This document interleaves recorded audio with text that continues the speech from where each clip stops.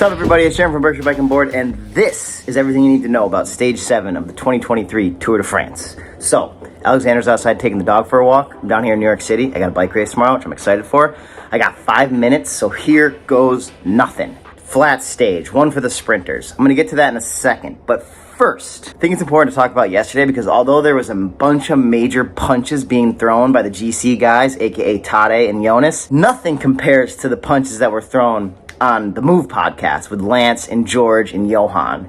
It's funny how these kind of things happen when you watch them on YouTube. It's like you feel like you're in the room there, like they're part of the family or something, or like you're involved, but it was fun. So anyways, what happened?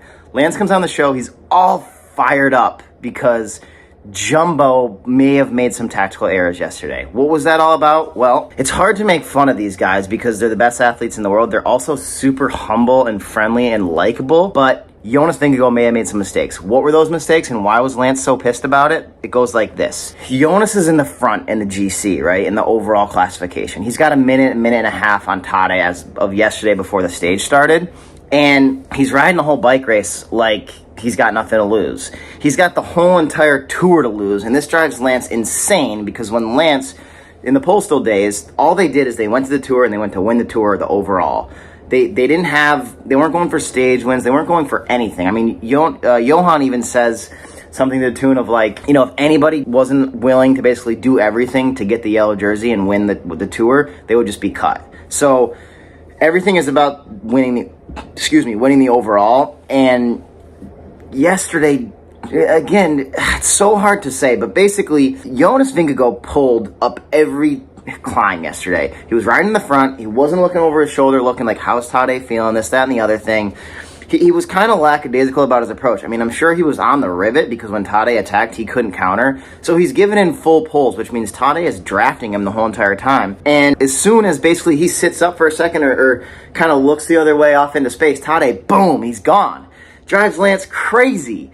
George comes in perfectly. He tries to deflate the situation. Johan Brunel and Lance are going back and forth. Things are getting heated. I feel like it was more interesting to watch the Move yesterday than it was to watch the Tour, although the Tour was pretty damn good. I don't know. It's fun. The Tour this year is so good. Let's talk about today. So, very simple. Nothing happened, and there was a sprint. Cavendish is going to need an absolute prayer if he is going to have any shot in taking down this Alpecin team. I mean, they had 3 guys in the front.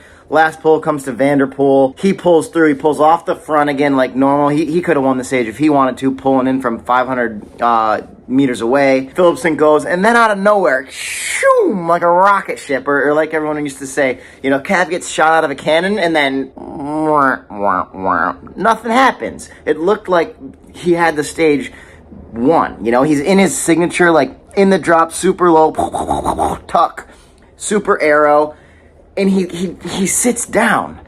He clearly ran out of gas. I love you, Cav, but you're 37 years old. Oh, my God. I don't think he's going to win the stage unless he gets a prayer. And we're all praying for him. I want to see it happen, but I'm 33. I feel like I don't have it like I used to have it.